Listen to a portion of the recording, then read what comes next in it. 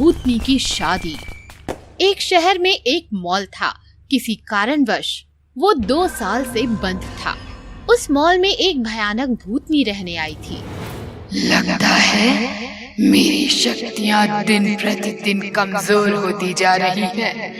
मुझे काली रानी की आराधना करनी पड़ेगी। भूतनी दिन रात आराधना करके काली रानी को प्रसन्न करने में जुट जाती है। रात को काली काली, दिन को काला काला, काली रानी के नाम की जपती हूँ मैं काली माला। 2 महीनों तक आराधना करने के बाद काली रानी प्रसन्न होती है और भूतनी को दर्शन देती है। रात रहेगी काली, दिन भी होगा काला, बोल काली रानी की तू क्यों जपती है माला। हे काली रानी, मैं दिन प्रतिदिन बूढ़ी होती जा रही हूँ, शक्तिहीन होती जा रही हूँ। मुझे ऐसा उपाय बता कि मैं जवान हो जाऊं, ताकतवर हो जाऊं। ठीक है, तू शादी कर ले, किसी भूत से नहीं, इंसान से। शादी की पहली रात उसे मार देना, तू फिर से जवान हो जाएगी और ताकतवर हो जाएगी। ठीक है रानी, अपना काला साया ऐसे ही मुझ पर कायम रखना। काले साम्राज्य की जय हो, जय हो। आशीर्वाद देकर काली रानी चली जाती है और भूतनी दूल्हा ढूंढने में लग जाती है। क्या यार राहुल, तू शादी कब करेगा और हमें पार्टी कब देगा? कोई ढंग की लड़की भी तो मिलनी चाहिए। तेरी चिंता मैं दूर किए देता हूँ। मोबाइल दे अपना।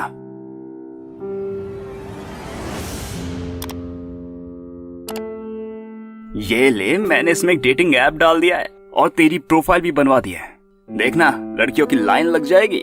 अरे यार, ये देख, कोई ईशा नाम की लड़की है, उसका मैसेज आया है और उसने मुझे डेट पर भी बुलाया है। कहाँ बुलाया है? City mall. अरे भाई, फिर तो तुझे बहुत प्राइवेसी मिलेगी वहाँ। वो सिटी मॉल तो 2 साल से बंद पड़ा है। मैं अभी निकलता हूँ। राहुल अपनी कार लेकर सिटी मॉल पहुंचता है। मॉल के सामने ईशा उसका इंतजार कर रही होती है। हाय ईशा। नहीं, मैं शादी से पहले किसी भी मर्द को नहीं छू सकती। जैसी तुम्हारी मर्जी, लेकिन तुमने मुझे इस मॉल में क्यों बुलाया है? हम किसी बड़े से होटल में मिल सकते थे। ये मॉल मेरे पिताजी का है। होटल में बहुत शोर रहता है, लोग रहते हैं, मुझे वहाँ कंफर्टेबल महसूस नहीं होता। मुझे प्राइवेसी चाहिए। Okay, no problem. चलो अंदर चलते हैं। दोनों मॉल के अंदर चले जाते हैं। ये मॉल बंद क्यों है? मेरे पिताजी के बहुत सारे बिजनेस हैं। वो अकेले इस मॉल को नहीं संभाल सकते, लेकिन अब ये मॉल फिर से शुरू करना चाहते हैं। मैं उनकी इकलौती बेटी हूँ, इसीलिए जो मुझसे शादी करेगा ये मॉल उसे ही मिलेगा। सच में? मुझे घुटन हो रही है। अब मैं ज्यादा देर इस नकली रूप में नहीं रह सकती। मुझे जल्द ही इसे शादी के लिए प्रपोज करना होगा। क्या सोच रही हो ईशा? मुझसे शादी करोगे राहुल? ये सुनकर राहुल खुश हो जाता है और ईशा के दोनों हाथों को थाम लेता है। हाँ ईशा, मैं तुमसे शादी करूंगा। ये क्या किया तुमने राहुल? क्या हुआ? राहुल के हाथ पकड़ते ही ईशा भूतनी के रूप में आ जाती है। ईशा का ये रूप देखकर राहुल कांपने लगता है। भूत, भूत। हाँ, मैं भूत हूँ। मैं तुमसे शादी करना चाहती हूँ। अगर तुमने मुझसे शादी की तो तुम्हें जो चाहिए वो मिलेगा, पैसा, गाड़ी, बंगला, सब कुछ। अगर तुमने मना किया तो मैं तुम्हें मार दूंगी। मैं तुमसे शादी नहीं करूंगा, मैं जा रहा हूँ। ऐसा कहकर राहुल भागने लगता है। बाहर आकर कार से तेजी से निकल जाता है। थोड़ी दूर आने के बाद बच गया। तभी उसे आवाज आती है, राहुल। राहुल देखता है तो उसके बगल में भूतनी बैठी होती है। राहुल जोर जोर से चिल्लाता है और उसकी कार एक ट्रक को टकरा जाती है। भूतनी हंसते हुए आसमान में उड़ जाती है। प्रकार डेटिंग ऐप से भूतनी बहुत से लड़कों को अपने जाल में फंसाती और उनके मना करने पर उन्हें मार देती है।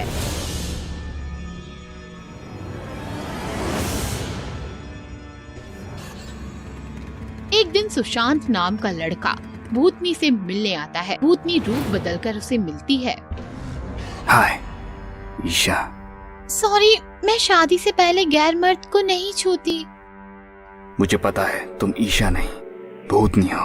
ईशा अपने असली रूप में आ जाती है। फिर भी तुम मुझसे डरे नहीं? नहीं, क्योंकि मैं तुमसे शादी करना चाहता हूँ। लेकिन क्यों? मेरी कुंडली में दोष है। जो लड़की मुझसे शादी करेगी वो उसी दिन मर जाएगी। इसलिए कोई भी लड़की मुझसे शादी करने में डरती है। तो तुम मुझे बलि का बकरा बनाना चाहते हो? ऐसा नहीं, शादी से पहले पंडित जी एक यज्ञ करेंगे जिसके बाद तुम्हें कोई खतरा नहीं होगा।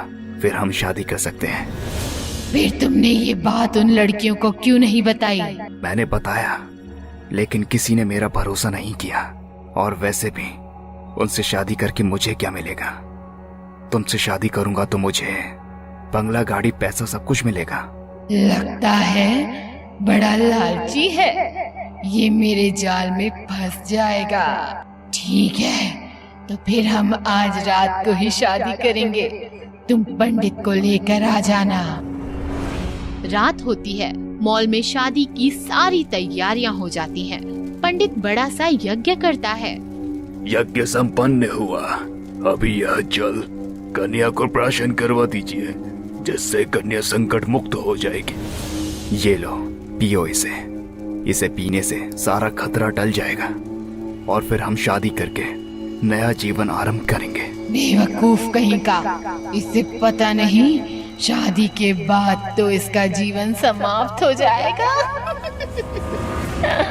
भूतनी वो जल पी लेती है। जल पीने के बाद वो जलने लगती है। ये क्या?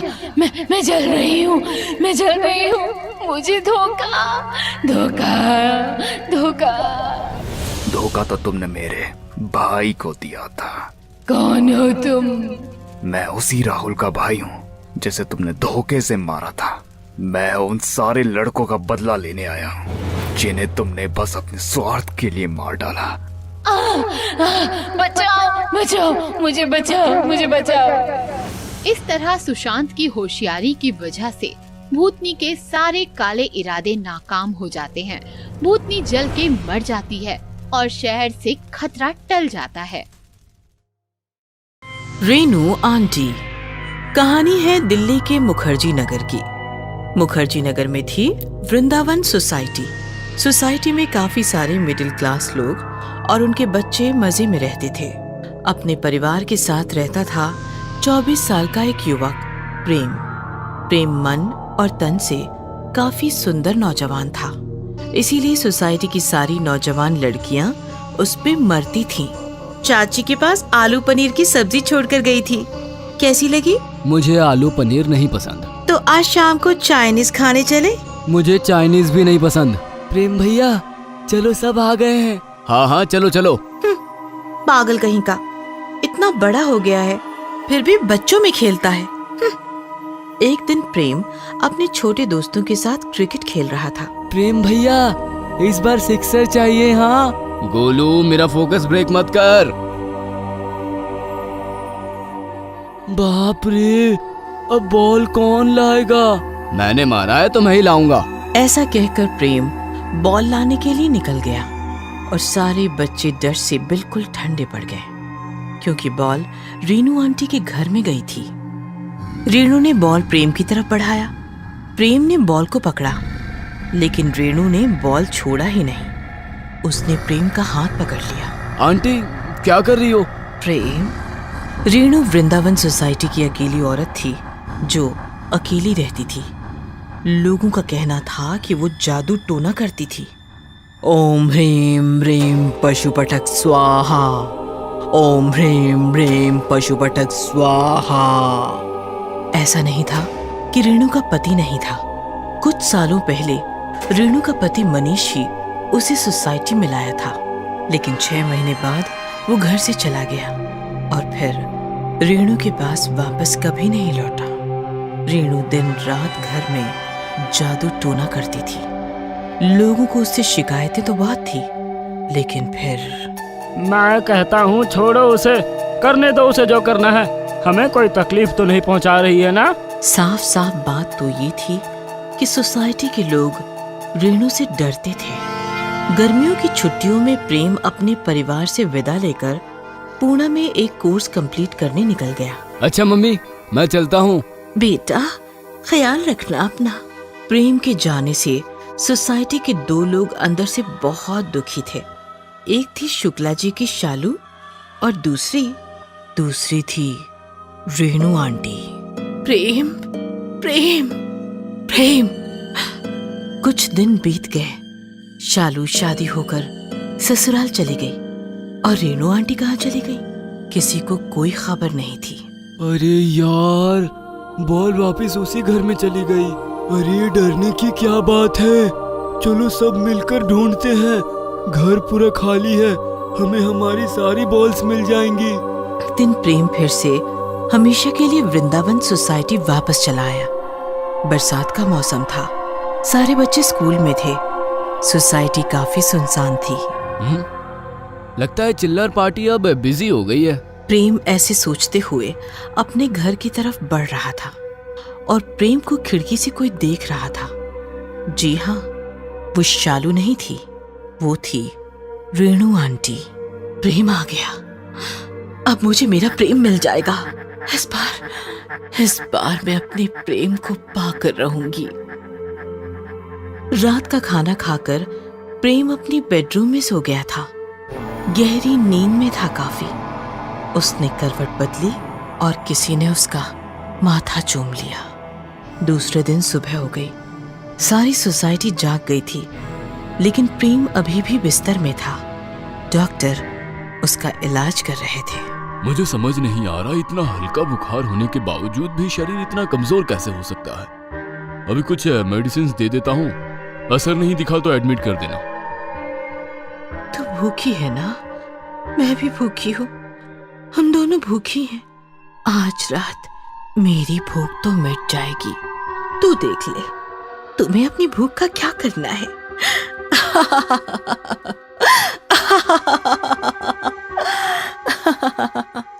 और जैसे ही शाम हो गई, रेणु का घर जलने लगा। चाचा, उस घर को आग लगी है, बहुत सामान है उसमें। अरे तू कब गया था उस घर में? हम सब गए थे अपनी बॉल लाने। ठीक है, फायर ब्रिगेड को कॉल किया है मैंने, इतनी टेंशन मत लो। वैसे भी उस रेणु का तो पता नहीं, घर राख हो जाएगा तो सारी चिंताएं ही मिट जाएगी। थोड़ी देर बाद फायर ब्रिगेड ने आकर घर की आग तो बुझा दी, लेकिन इधर प्रेम के घर में मानो आग का माहौल बन गया था। अजी सुनते हो, ये सांस ही नहीं ले रहा। क्या? अभी तो न्यूज़पेपर पढ़ रहा था। आप बातें क्या कर रहे हो? एम्बुलेंस बुलाओ जी। प्रेम बिस्तर में पड़ा ऐसा दिख रहा था मानो उसकी जान निकल गई हो, लेकिन उसकी जान निकली नहीं थी। वो बस खिड़की के पास खड़ी रेणु के साथ बातें कर रही थी। प्रेम, कुछ बोलो ना। क्या बोलूं? क्या चाहती हो आप? क्यों बांध रखा है आपने मुझे? मैंने तुम्हें बांध रखा है क्योंकि मैं तुम्हें चाहती हूँ। लेकिन मैं आपको नहीं चाहता। बस एक रात चलो मेरे साथ। बस आज की रात तुम्हारा शरीर अस्पताल में रहेगा और तुम मेरे साथ शहर से बाहर। उसके बाद मैं खुद तुम्हें अस्पताल छोड़ने आऊंगी। प्रेम ने पीछे देखा तो उसका शरीर उसके परिवार वाले कब के अस्पताल लेकर गए थे। क्या सोच रहे हो प्रेम? मैं तुम्हारे लिए अपना घर संसार जलाकर खड़ी हूँ और तुम घर में अटके हो। ठीक है, इंतजार करो, बस मैं अभी आया। प्रेम अपने रूम से चलता हुआ घर से बाहर आंगन में आया तो उसने देखा कि रेणु का घर पूरा जला हुआ है। तभी रेणु आई और उसने प्रेम का हाथ पकड़ लिया। चलो चलते हैं। और फिर रेणु प्रेम का हाथ पकड़कर उसे अपने साथ ले गई। शाम के समय प्रेम ने रेणु के साथ अपना घर, अपनी सोसाइटी छोड़ दी, बस एक रात उसके साथ बिताने के लिए। हाय रे मेरा बेटा। ए जी सुनो, आग ना दो, हमारा प्रेम जरूर आएगा, हमारा प्रेम जरूर आएगा। अरे इस पागल को चुप कराओ कोई, मेरा होश उड़ रहा है। आंटी संभालो खुद को, हमारा प्रेम अब कभी वापस नहीं आएगा। और प्रेम की चिता जलने लगी। देखते ही देखते आग भड़क गई और प्रेम का बस 2 दिनों का बीमार शरीर मौत के बाद आग से लिपट गया और रेणु आंटी के साथ गया हुआ प्रेम अपनों के पास कभी वापस नहीं लौट सका। खंजर वाली भूतनी। बहुत समय पहले की बात है। पुराने खंडहर में एक भूतनी रहती थी। वो भूतनी लोगों को डराकर मारा करती थी। उसे ये करने में बड़ा ही मजा आता था। कितने बेवकूफ होते हैं ये इंसान। डरपोक कहीं के। जरा सी फूंक मारो और हवा में फुर्र। भूतनी कई सालों से लोगों को डराकर मारती रही और धीरे धीरे उसकी शक्तियां कम होने लगी और अब ये कमजोर हो गई थी और किसी को भी मार नहीं पाती थी। लगता है मेरे जाने का वक्त आ गया है। मैं नहीं जाना चाहती इस दुनिया से। काला साया, शैतानों के देवता, मेरी मदद करो। भूतनी के पुकारने पर शैतानों का देवता काला साया उसके सामने आ जाता है। तो चाहे तो दुनिया की सबसे शक्तिशाली भूतनी बन सकती है। कैसे काला साया, बताओ मुझे। काला साया एक खंजर भूतनी को देता है और उसकी गर्दन पर वार करता है। ये क्या किया तुमने साया? इस खंजर पर तुम्हारा खून लग गया है। अब तुम जिस भी इंसान को इस खंजर से मारकर उसका खून पियोगी, तुम्हारी शक्तियाँ और बढ़ जाएंगी। पर याद रहे, ये खंजर तुम्हारा सर्वनाश भी कर सकता है। हाँ, मैं ये याद रखूंगी साया। तुम फिक्र मत करो। मैं इस दुनिया की सबसे शक्तिशाली भूतनी बन जाऊंगी। उसी रात अनिल नाम का एक लड़का अपने ऑफिस से घर को लौट रहा था। तभी उसे सड़क पर एक बूढ़ी औरत बैठी हुई दिखती है जो ठंड से कराह रही होती है। अरे माई, तुम यहाँ इतनी रात में क्यों बैठी हो? अरे बेटा, अब क्या बताऊं, मेरे बेटे और बहू ने मुझे यहाँ छोड़ दिया। उन्होंने कहा कि वो मुझे लेने आएंगे, पर अभी तक नहीं आए। अनिल को उस बूढ़ी औरत पर तरस आ जाता है। माई, आप मेरे घर चलो, कल मैं आपको आपके बेटे के पास छोड़ दूंगा। भला हो तेरा बेटा, चल। अनिल उस बूढ़ी औरत को अपने घर लाता है और दरवाजा बंद करता है। माई, तुम्हें भूख लगी होगी ना, तुम यहाँ बैठो, मैं कुछ बना कर लाता हूँ। बूढ़ी औरत जो झुककर खड़ी थी एकदम से सीधी खड़ी हो जाती है और एक बड़ी ही भयानक आवाज में कहती है, भूख? भूख तो लगी है बेटा, पर मैं खाना नहीं खाऊंगी। मैं पीऊंगी तेरा खून। वो औरत एक खून पीने वाली चुड़ैल बन जाती है। उसके हाथ में एक खंजर होता है। वो उस खंजर से अनिल की गर्दन पर वार करती है और उसका सारा खून पी जाती है। अब मैं बन जाऊंगी और भी शक्तिशाली। वो भूतनी अपने अगले शिकार को ढूंढने के लिए निकल जाती है। कुछ देर बाद घर में अनिल का भाई विजय उसकी लाश देखता है और रोने लगता है। ये जिसने भी किया है, मैं उससे जरूर बदला लूंगा भैया। एक के बाद एक कई मौतें होने लगी और वो खून पीने वाली चुड़ैल का कहर पूरे शहर में बढ़ गया। सभी उसे खंजर वाली चुड़ैल के नाम से जानने लगे। वो भेष बदलकर लोगों से मदद मांगती। मेरी मदद करो, मुझे मेरे घर पहुंचा दो। हाँ हाँ माँ जी, चलिए। माँ जी, यहाँ तो कोई घर नहीं है, यहाँ तो आगे जंगल है घना। जंगल है तभी तो तेरा खून मजे से पी पाऊंगी। भूतनी अपने भयानक रूप में आ जाती है और उस औरत के गले पर वार करके उसका सारा खून पी जाती है और अपनी शक्तियों को और बढ़ाती है। शहर में अब कोई किसी की मदद करने से पहले 10 बार सोचता था। किसे पता कब खंजर वाली रूप बदलकर वार कर दे। विजय को यकीन हो जाता है कि उसके भाई का खून भी खंजर वाली ने ही किया है। वो एक बाबा के पास जाता है और इस समस्या का हल पूछता है।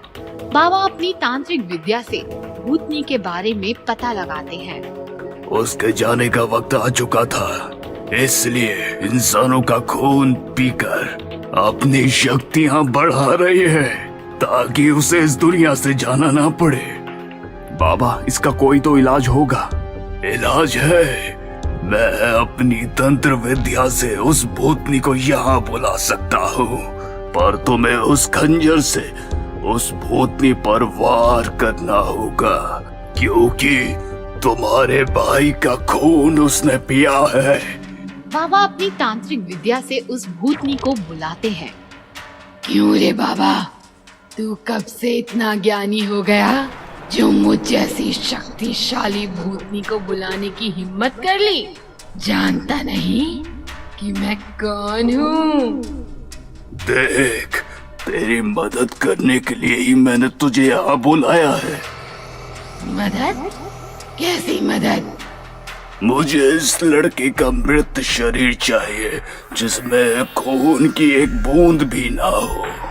मैं तंत्र विद्या के लिए इसके शरीर का इस्तेमाल करना चाहता हूँ, इसलिए तुझे यहाँ बुलाया ताकि तू इसका सारा खून पी जाए। बहुत अच्छा काम किया बाबा तूने। आज मुझे कोई मेहनत नहीं करनी पड़ेगी। विजय आंखें बंद कर जमीन पर पड़ा होता है। भूतनी उसके पास आकर उसका खून पीने के लिए जैसे ही खंजर उठाती है, बाबा मंत्र पढ़कर राख उसके चेहरे पर फेंकता है। बाबा, ये क्या किया तूने? बच्चे, ये क्या किया तूने? विजय भूतनी से खंजर छीनकर उसके गले पर वार करता है और भूतनी के शरीर से जितने भी लोगों का खून पिया था सब बहने लगता है और वो भस्म हो जाती है। इसी तरह विजय बाबा के साथ मिलकर अपने भाई की मौत का बदला ले लेता है। बोरवेल वाला भूत। कहानी है पुणे की। रश्मि और निखिल पति पत्नी थे। सॉफ्टवेयर कंपनी में जॉब करते थे और शहर से बाहर किराए के फ्लैट में रहते थे। ओहो, घंटों ट्रैवलिंग, ऊपर से फ्लैट का किराया। इससे तो अच्छा है पुणे में ही कोई घर खरीद ले, अब तो सेविंग भी काफी है। रश्मि की बात मानकर निखिल ने घर खरीदने का फैसला किया और अपने दोस्त की मदद से सदानंद नाम के आदमी से मिला जो घर बेचना चाहता था। देखिए, प्रभात रोड पर ही बड़ा सा घर है। वैसे तो चाचा का है, पर चाचा निसंतान थे तो घर मुझे देकर गुजर गए। मैं यूएस शिफ्ट हो रहा हूँ तो बेच रहा हूँ। रश्मि और निखिल ने घर देखा तो उन्हें काफी पसंद आया। उन्होंने घर खरीद लिया और सदानंद यूएस चला गया। कुछ दिन बीत गए। रश्मि और निखिल नए घर में सेटल हो गए थे। उनका डेली रूटीन भी अच्छा चल रहा था। एक रात रश्मि और निखिल सो रहे थे कि अचानक एक आवाज से रश्मि जाग गई। आवाज काफी भयानक थी। सदानंद, मैं तुम्हें छोड़ूंगा नहीं। आवाज के प्रभाव में आकर रश्मि बिस्तर से उठी और चलते चलते एक कमरे के सामने आकर रुक गई। कमरे का ताला अपने आप टूट गया, दरवाजा भी अपने आप खुल गया और रश्मि कमरे में आई। कमरे के बीच में बड़ा सा बोरवेल था जिसमें से अजीब आवाजें आ रही थीं। अचानक रश्मि की पीठ पर किसी ने हाथ रखा। रश्मि ने पीछे देखा तो निखिल खड़ा था। रश्मि, यहाँ क्या कर रही हो? निखिल का ध्यान बोरवेल पर जाते ही वो चौंक गया। सदानंद ने हमें बताया क्यों नहीं कि इस कमरे में बोरवेल है?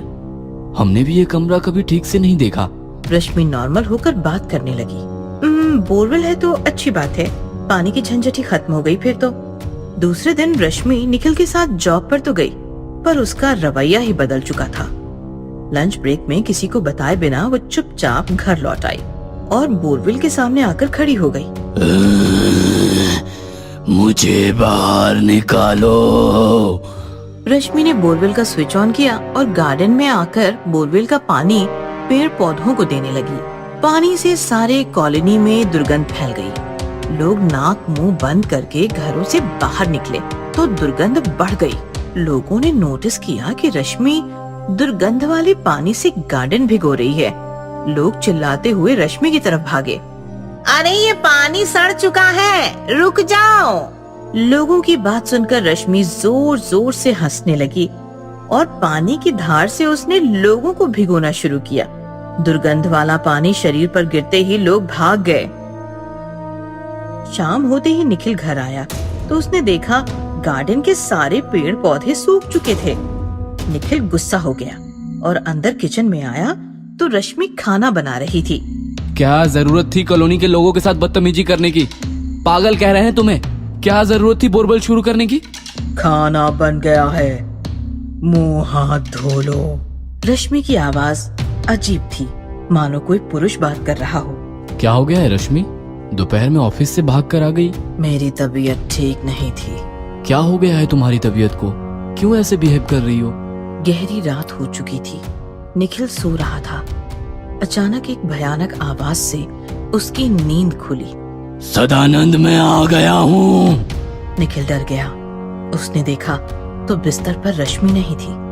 अचानक उसकी नजर सीलिंग पर पड़ी तो उसकी आंखें फटी की फटी रह गई। रश्मि ऊपर लटकी हुई भयानक भूत बन चुकी थी।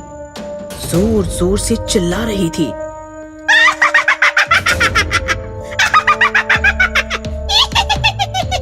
मैं आ गया हूँ सदानंद, मैं तुम्हें मार दूंगा।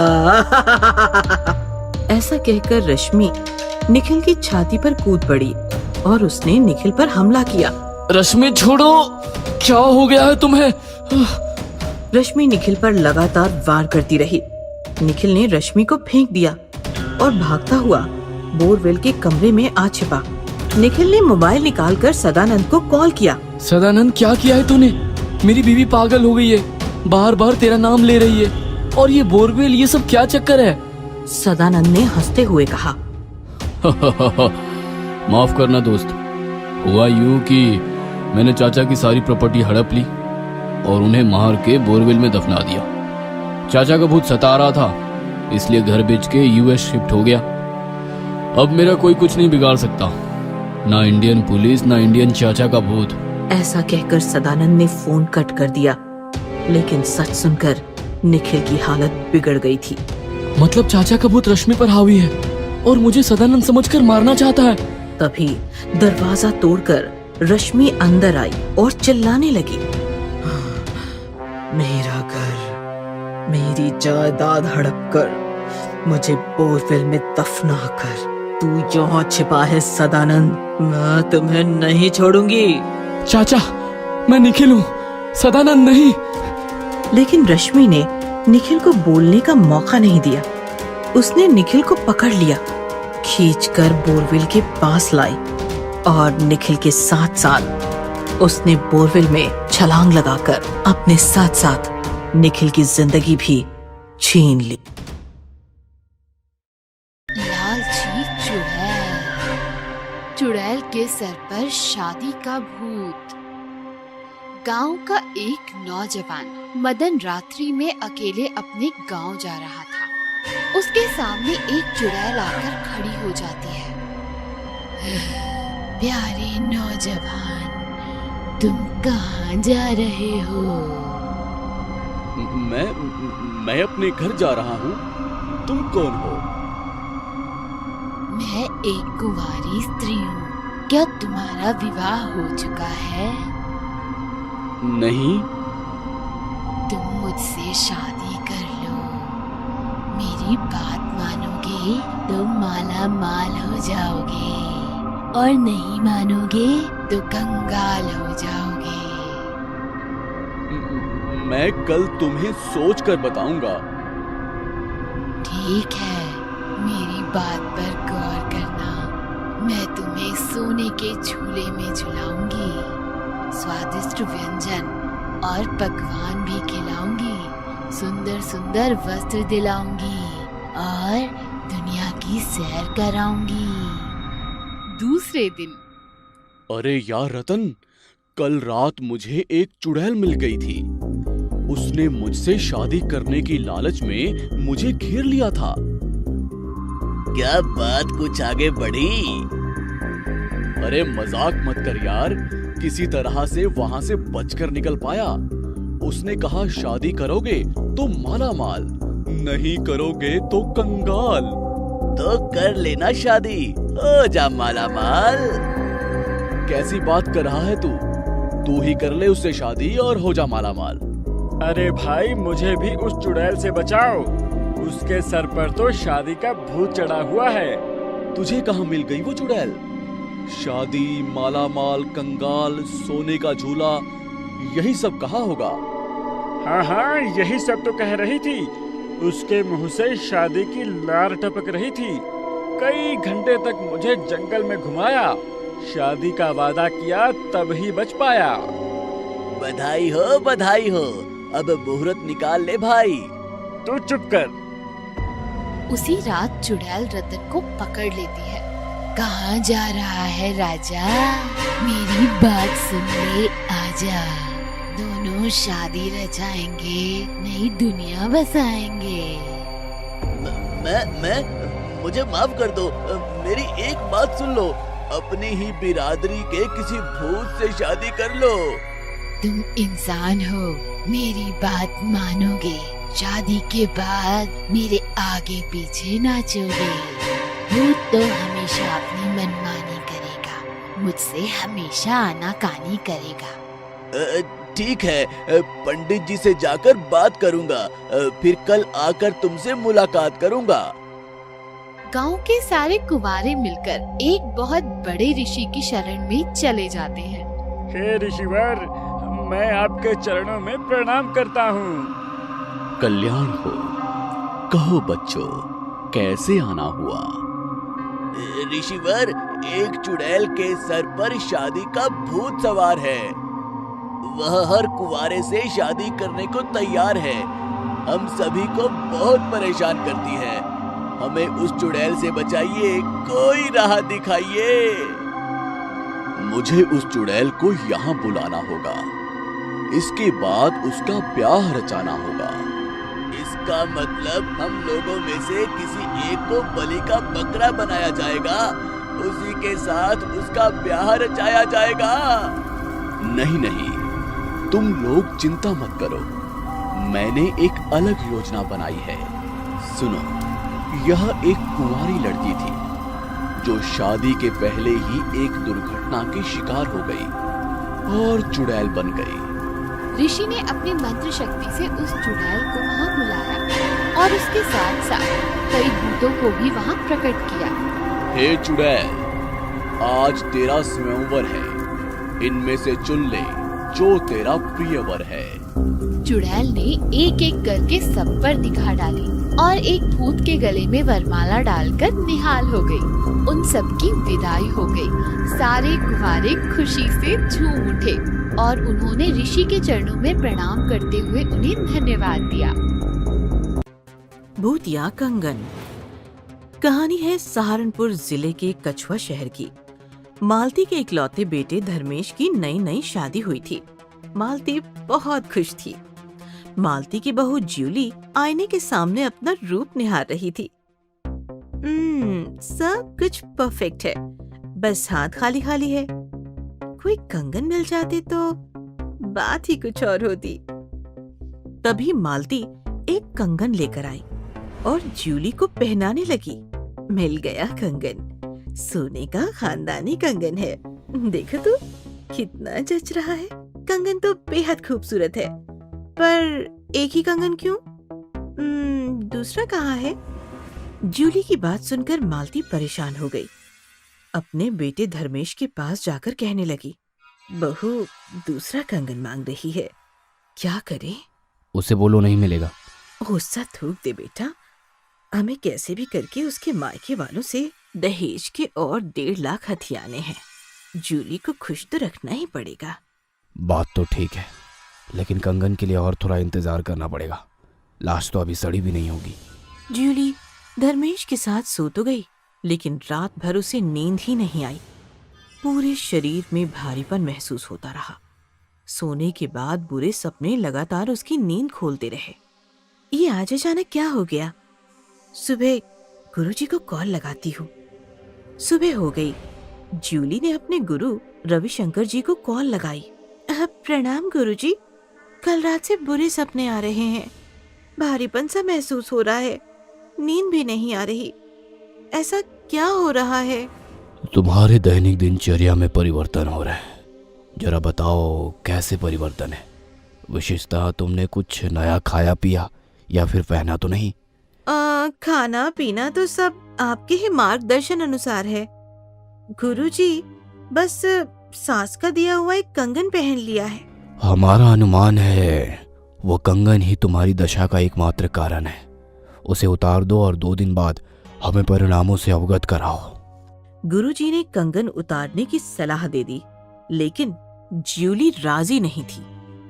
कंगन उतार दिया तो सास बुरा मान जाएंगी, और तो और वो दूसरा कंगन भी नहीं देंगी। ये कंगन हाथ में रहेगा तो दूसरा भी जल्द मिल जाएगा। रात होते ही धर्मेश सो गया, लेकिन जूली के हालात बेहद खराब थे। रात के 12 बजे तक वो लेटी लेटी छत की ओर देखती रही। उसकी आंखें फटकर मोटी हो गई थीं। अचानक जूली अपने बिस्तर से उठकर घर के पिछवाड़े आ गई, जमीन पर बैठ गई और नाखूनों से जमीन नोचने लगी।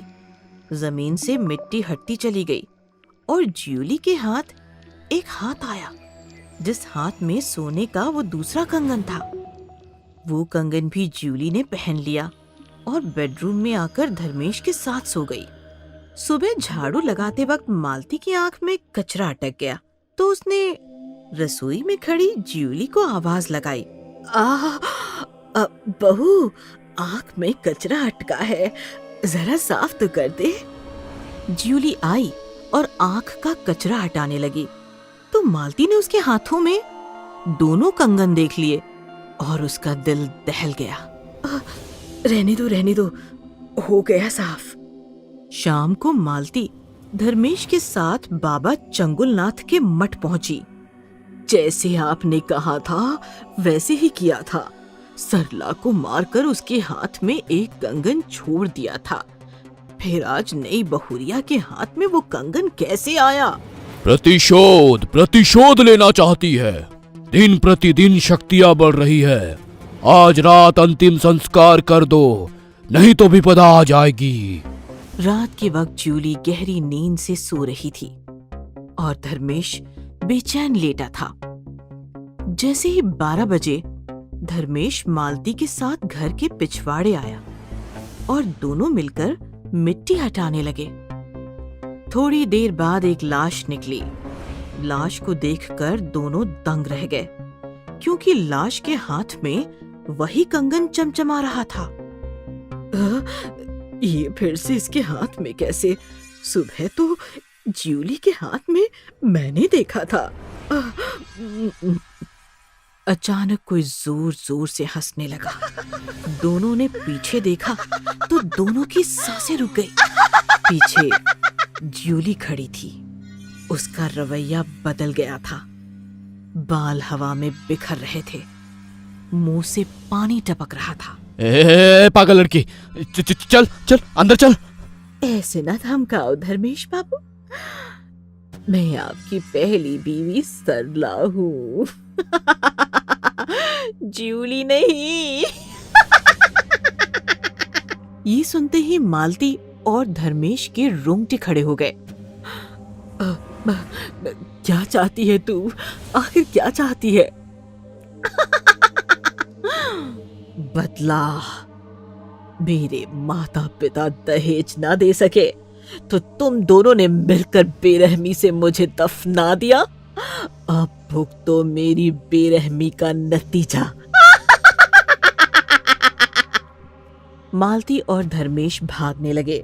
सरला ने जोर जोर से हंसते हुए अपना सिर हिलाया तो मालती धर्मेश अपने आप पीछे पीछे सरकने लगे। ये क्या हो रहा है माँ?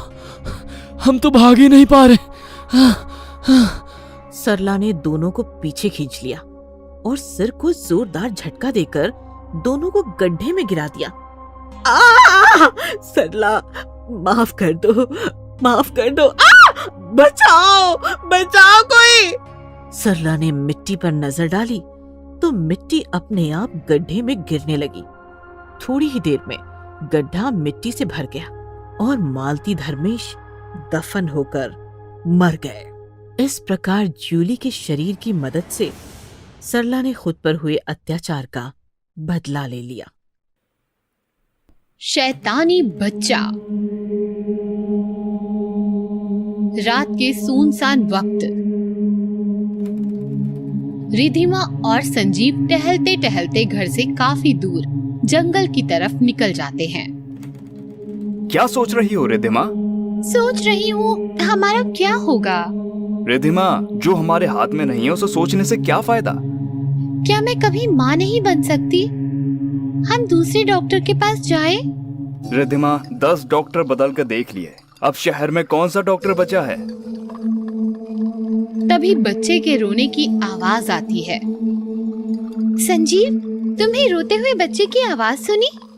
मुझे तो वो रोता बच्चा दिख रहा है। वो देखो, सड़क किनारे। दोनों बच्चे के पास जाते हैं।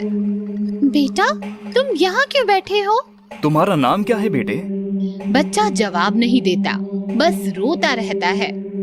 रोते रोते अचानक शैतान बन जाता है। नहीं! चिल्लाती हुई रिधिमा बिस्तर पर से उठ जाती है। तेज सांसें चलने लगती हैं। क्या हुआ रिधिमा? बुरा सपना देखा क्या? बहुत बुरा। संजीव, हमने किर्शित को घर लाकर गलती तो नहीं की ना? ऐसा मत सोचो रिधिमा, किर्शित अच्छा बच्चा है। 2 दिन में कितना घुल मिल गया है। बस गूंगा है, बोल नहीं पाता। उसके माता पिता कौन है, कहाँ है? अब किर्शित हमारा बच्चा है। जो इतने प्यारे बच्चे को रास्ते पर छोड़कर चले गए, उनके बारे में हम क्यों सोचें? सो जाओ, कल किर्शित का स्कूल में दाखिला कराना है। सुबह होती है। रिधिमा, किर्शित कहाँ है? तैयार हो रहा है, आता ही होगा। किर्शित हॉल की तरफ आता है। ये लो, आ गया। बेटा, एक शूज की लेस तो खुली छोड़ दिया आपने। रिधिमा शूज की लेस बांधने झुक जाती है। तभी किर्शित रिधिमा की गर्दन को दांतों से काटने लगता है। छोड़ो किर्शित, छोड़ो। किर्शित, छोड़ो। संजीव किर्शित को रिधिमा से अलग करता है। देखो, दांत के निशान तक आ गए हैं। बच्चा है या शैतान? छोड़ दो संजीव, बच्चा ही तो है। अपना बच्चा होता तो ऐसे ही शैतानी करता। तू शैतान है, बच्चा बन के रहेगा। इंसान लाड़ प्यार दिखाएगा, लेकिन हमारा मकसद इंसान की तबाही है, तबाही। तुम्हारा नाम क्या है बेटा? सर, ये गूंगा है। इसके डॉक्यूमेंट्स? सर, ये हमें एक रात रास्ते में रोता हुआ मिला तो हमने इसे गोद ले लिया। प्रोसेस जारी है, डॉक्यूमेंट्स आ जाएंगे। ठीक है, मैं एडमिशन कर देता हूँ। आप डॉक्यूमेंट्स हफ्ते भर में जमा कर दीजिएगा। हरी! प्यून आता है। बच्चे को क्लास लेकर जाओ। प्यून किर्शित को लेकर जाता है। संजीव घर आता है। रिधिमा, कहाँ हो तुम? किर्शित का एडमिशन हो गया। रिधिमा! रिधिमा सीढ़ियों से धीरे धीरे नीचे उतरती है। रिधिमा को देखकर संजीव चौंक जाता है। माय गॉड, ये क्या हुआ तुम्हें? रिधिमा! रिधिमा संजीव के पास आती है और संजीव को काट लेती है। छोड़ किर्शित, छोड़ मुझे, छोड़ मुझे। प्यून भागता हुआ आता है। शैतान काटता है, चल तेरी कंप्लेंट करता हूँ। प्यून किर्शित को लेकर हेडमास्टर के पास जाता है। क्या हुआ हरी? सर, इस बच्चे ने सोहेल को बुरी तरह से काटा, उसकी गर्दन से खून बह रहा है सर। क्या? जाओ तुम सोहन की मलहम पट्टी करो, इससे मैं देखता हूँ। प्यून चला जाता है।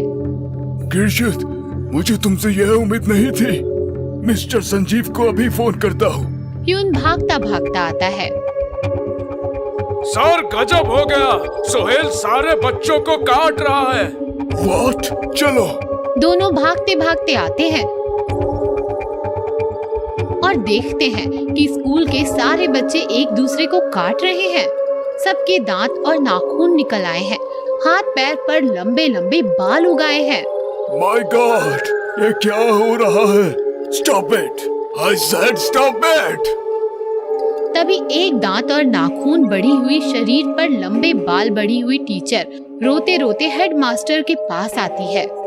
मिस मेहरा, ये सब क्या है? सर, उस सोहेल ने मुझे काटा। रोते रोते टीचर हेडमास्टर के गले पड़ती है और हेडमास्टर को काट लेती है। मिस मेहरा, ये क्या किया आपने? हरी, जल्दी आओ। पुलिस, डॉक्टर, सबको फोन करो फौरन, हालात बिगड़ते जा रहे हैं। हरी भागता हुआ निकल जाता है। थोड़ी ही देर में हेडमास्टर हंसने लगता है। उसके भी दांत और नाखून बढ़ने लगते हैं और वो मिस मेहरा को काट देता है। इस प्रकार सारे बच्चे टीचर्स एक दूसरे को काट रहे थे। इधर हरी हेडमास्टर ऑफिस आता है। वहाँ किरशित सर झुकाए खड़ा होता है। ये सब तुम्हारी वजह से हो गया। कौन हो तुम? Hello, police station. किरशित हरी की गर्दन को पकड़ के लंबे दांतों और नाखूनों से हरी को काट रहा है। किरशित पूरा शैतान बन चुका है। भगदड़ मची है। बच्चे, टीचर्स, हेडमास्टर सब एक दूसरे को काट रहे हैं, अजीब आवाजें निकाल रहे हैं, अजीब हरकतें कर रहे हैं। तभी स्कूल कॉरिडोर से हरी के पीठ पर बैठकर किरशित की एंट्री होती है। लंबे दांत, नाखून और बालों से हरी एकदम डरावना दिख रहा है और किसी जानवर की तरह हाथ और पैरों से जमीन पर रेंगता हुआ किरशित को बाहर ला रहा है। किरशित को जानवरों की तरह अजीब आवाज निकालकर सलामी देते हैं और चुपचाप बैठ जाते हैं। शैतानी साम्राज्य में आपका स्वागत है।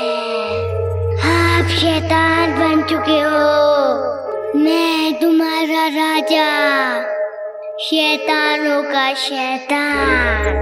तुम्हें आदेश दे रहा हूँ, शहर के हर आदमी को, बच्चे, बूढ़े, औरत, सभी को काटकर शैतान बनाना तुम्हारी जिम्मेदारी है। मैं अब चलता हूँ। शैतानी साम्राज्य का नारा बुलंद रहे।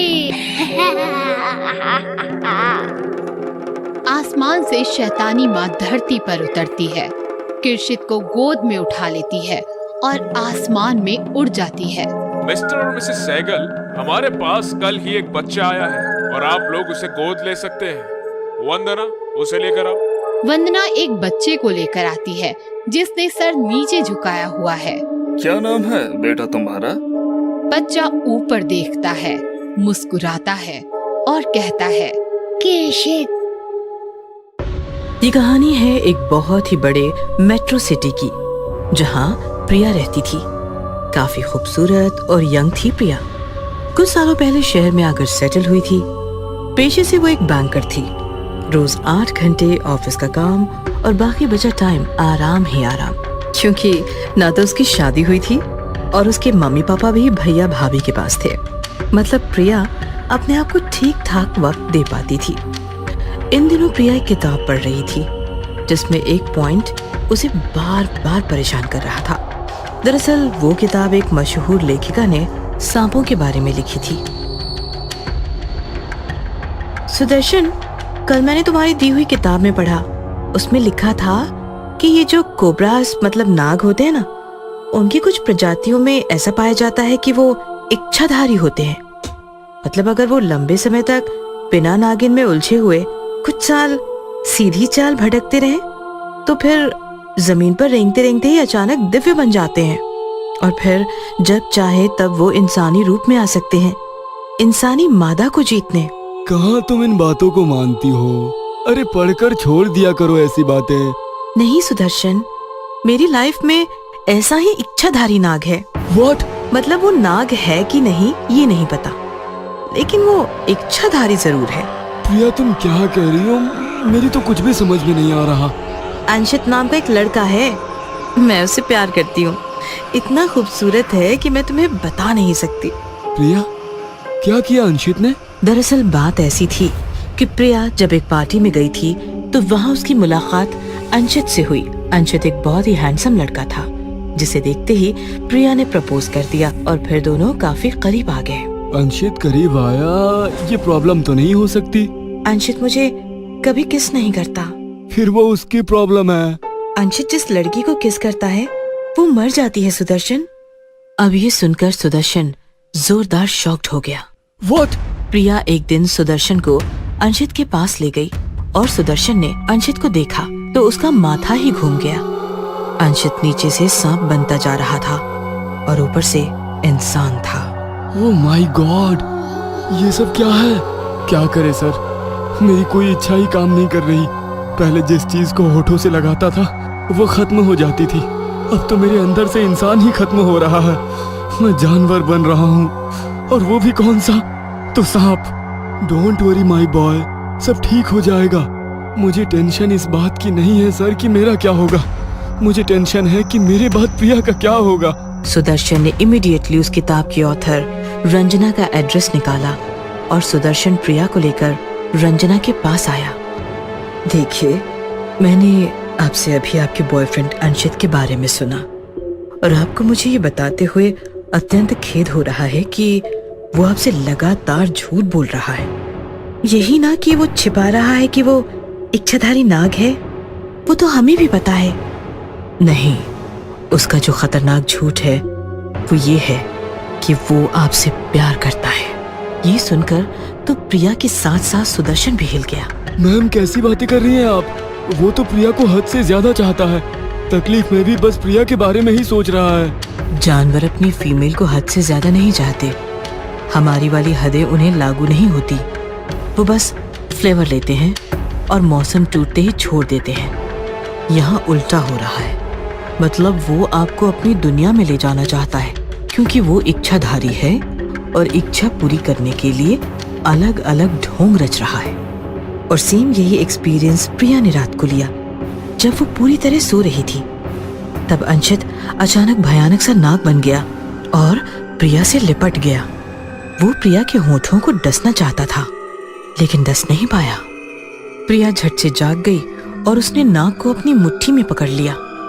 काटो मुझे, मार डालो, क्यों रुके हो, मार डालो। नाग वापस आधा इंसान बन गया। माफ कर दो प्रिया, पता नहीं मुझे ऐसा क्या हो गया, मुझसे रहा ही नहीं गया। मैं जानती हूँ क्या इरादे हैं तेरे, मुझे अपनी दुनिया में ले जाना चाहता है ना तू। अंशित गुस्सा हो गया, काफी ज्यादा भयानक दिखने लगा और जोर से चिल्लाया। हाँ, मैं तुम्हें ले जाना चाहता हूँ अपने साथ, अपनी दुनिया में। मैं करीब 100-2 साल बिना नागन के रेंगता रहा। अब इच्छाधारी बनने के बाद ऐसी नागन पाना चाहता हूँ जो बस मेरी हो और किसी की नहीं। ऐसा कहकर अंशित जोर जोर से हंसते हुए हमला करने ही वाला था कि तभी सुदर्शन ऑथर रंजना को लेकर वहां आया। रंजना ने झट से फूंक मारी और अंशित इच्छाधारी नाग से नाग की छोटी सी गोली बन गया। रंजना ने वो गोली उठाकर एक शीशी में भर ली। आपका बहुत बहुत धन्यवाद रंजना, लेकिन आप इसे इच्छाधारी नाग की गोली बनाकर क्या करेंगी? रंजना मुस्कुराते हुए बोली, डोंट वरी, ऐसे सैकड़ों नागों से रोजाना रात खेलती हूँ मैं। और फिर रंजना झूमती हुई निकल गई। आगे उस इच्छाधारी नाग अंशित का क्या हुआ पता नहीं, लेकिन सुदर्शन ने तो अपनी प्रिया बचा ली। भूतिया दरबार।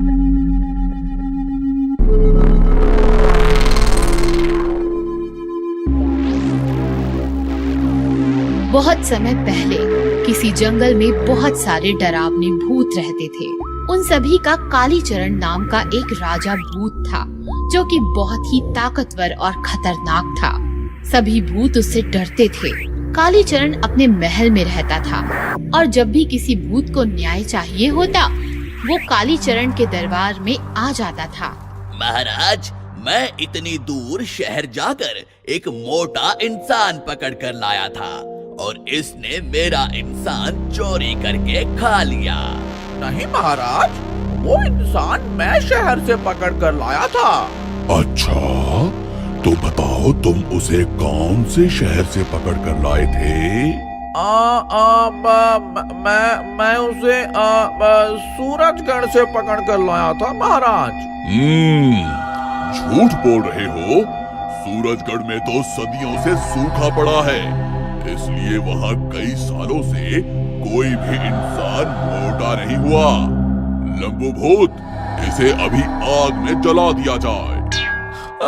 महाराज, मुझे माफ कर दो। मैं कभी भी ऐसा नहीं करूंगा महाराज, मुझे माफ कर दो। इस भूतों के दरबार में सभी के साथ न्याय होता है।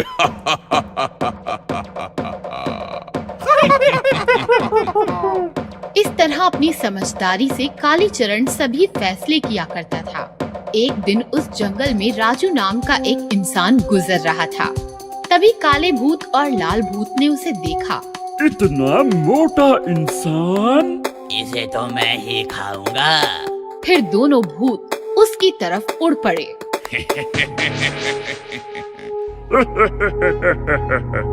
और फिर दोनों ने राजू को पकड़ लिया।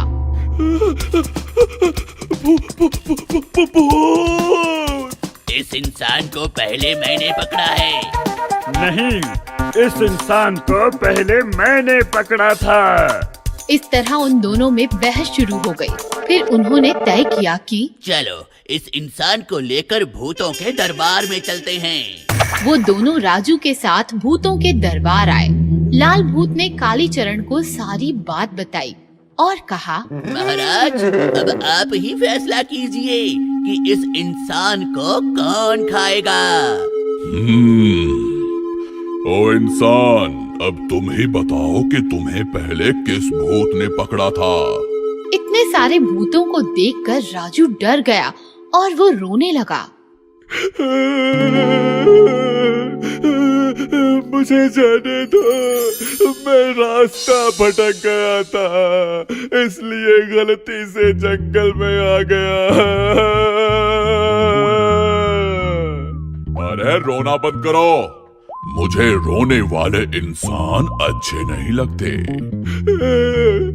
रो नहीं तो और क्या करूं? मुझे काला भूत खाए या सफेद भूत, मैं तो मर ही जाऊंगा ना।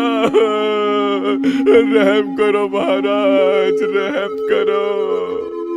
तुम भूतों के दरबार में खड़े हो, यहाँ रहम नहीं होता, सिर्फ न्याय होता है।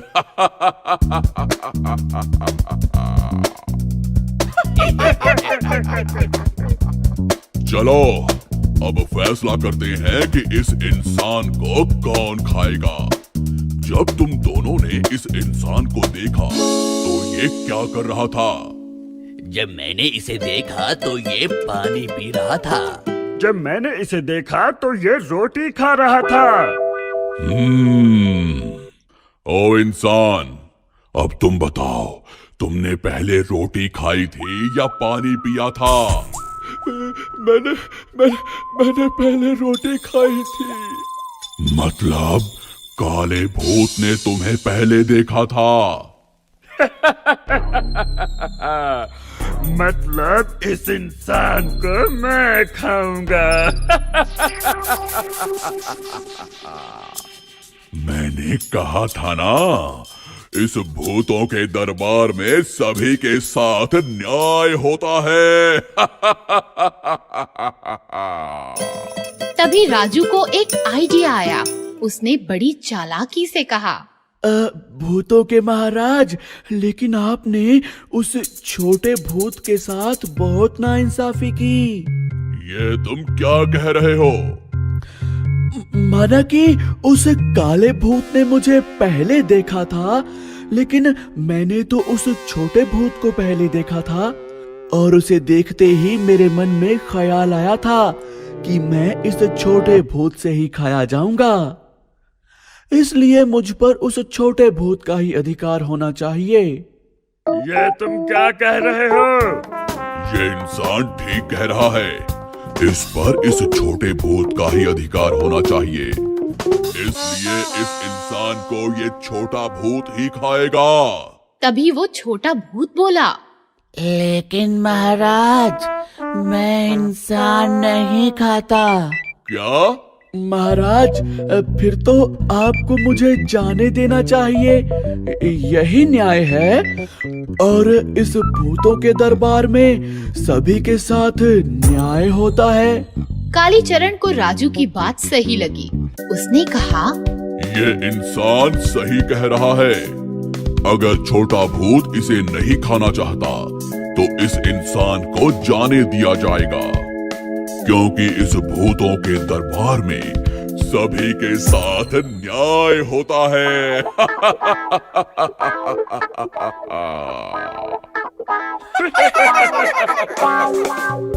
इस तरह अपनी समझदारी और चालाकी से राजू इतने खतरनाक भूतों के बीच में से बचकर निकल आया और काला भूत और लाल भूत उसे देखते ही रह गए।